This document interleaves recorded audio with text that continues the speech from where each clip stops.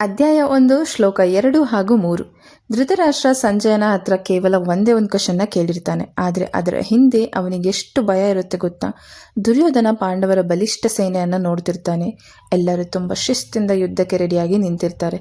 ಇದನ್ನು ನೋಡಿ ದುರ್ಯೋಧನ ತನ್ನ ಮನಸ್ಸಲ್ಲಿ ಎಷ್ಟು ಭಯ, ಗೊಂದಲ ಏನೇ ಇದ್ರೂ ಅದನ್ನು ತನ್ನ ಅಹಂಕಾರದಿಂದ ಅವನು ಧೈರ್ಯವನ್ನು ತೋರಿಸೋದಕ್ಕೆ ಟ್ರೈ ಮಾಡ್ತಿರ್ತಾನೆ. ಗುರು ದ್ರೋಣಾಚಾರ್ಯ ಹತ್ರ ಹೋಗಿ, ಆಚಾರ್ಯರೇ, ಈ ಪಾಂಡವರ ಮಹಾಸೇನೆಯನ್ನು ನೋಡಿ, ನಿಮ್ಮ ಬುದ್ಧಿವಂತ ಶಿಷ್ಯನಾದ ದೃಪದನ ಮಗ ದುಷ್ಟ್ಯದ್ಯುಮ್ನನು ಯುದ್ಧ ರೆಡಿ ಮಾಡ್ತಾ ಇದ್ದಾನೆ ಅಂತ ಹೇಳ್ತಿರ್ತಾನೆ. ಇದು ಕೇವಲ ಯುದ್ಧದ ಪ್ರಾರಂಭ ಮಾತ್ರ ಅಲ್ಲ, ಇದು ಅಹಂಕಾರ ಮತ್ತು ಭಯದ ಮಿಶ್ರ ಭಾವನೆಯ ಪ್ರಾರಂಭ ಕೂಡ ಹೌದು. ನಮ್ಮ ರಿಯಲ್ ಲೈಫಲ್ಲಿ ಕೂಡ ಯಾರೇ ಇರಲಿ, ನಮ್ಮ ಕೆಲಸ, ನಮ್ಮ ಬಿಹೇವಿಯರ್ ಅಂದರೆ ನಮ್ಮ ನಡವಳಿಕೆ ನಮ್ಮ ಎದುರುಗಡೆ ಬಂದು ನಿಂತೇ ನಿಲ್ಲುತ್ತೆ ಒಂದಲ್ಲ ಒಂದು ದಿನ. ದುರ್ಯೋಧನನಿಗೆ ದುಷ್ಟ್ಯದ್ಯುಮ್ನನು ಎದುರಾಳಿಯಾಗಿ ನಿಂತಂಗೆ ನಾವು ಮಾಡುವಂಥ ಕೆಟ್ಟ ಕೆಲಸಗಳೇ ನಾಳೆ ನಮ್ಮ ಲೈಫಲ್ಲಿ ಬರೋವಂಥ ಪ್ರಾಬ್ಲಮ್ಸ್ ಆಗಿರುತ್ತೆ. ಸೊ ಅಹಂಕಾರ ಯಾವತ್ತೂ ತಪ್ಪು ದೃಷ್ಟಿಕೋನವನ್ನು ಮಾತ್ರ ಕೊಡುತ್ತೆ.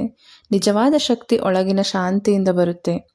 ನಿನ್ನ ಶತ್ರು ಯಾರು ಅನ್ನೋದಕ್ಕಿಂತ ಮುಂಚೆ ನೀನು ಯಾವ ಧರ್ಮದ ಮಾರ್ಗದಲ್ಲಿ ನಿಂತಿದ್ದೀಯಾ ಅನ್ನೋದೇ ಮುಖ್ಯ. ಹರೇ ಕೃಷ್ಣ.